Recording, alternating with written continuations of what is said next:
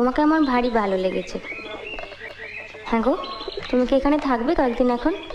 এখন যদি না তোমরা তাড়িয়ে দাও। থাকলে বেশ ভালো হয়।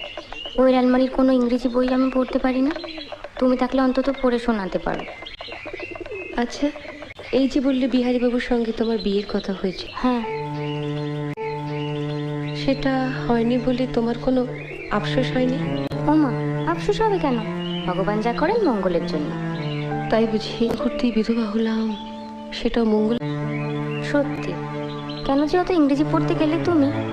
ভাবো, তাহলে তো তুমি বরের কাছেই অন্য জায়গায় থাকতে, এখানে আসতেও না, আমাদের দেখাও হতো না। বা আমি এখানে থাকতাম, তুমি অন্য জায়গায় থাকতে। বা তা কেমন করে হবে? তোমার শাশুড়ি তোমার বরের সঙ্গে প্রথমে আমার সম্বন্ধ করেছিলেন জানো? তাই বুঝি? তা হলো না কেন? ওই যে বললি ঈশ্বর যা করেন মঙ্গলের জন্য। ভেবেছিলাম বলবো চলো আমরা সই পাতাই, এখন দেখছি সতীর পাতাতে হবে।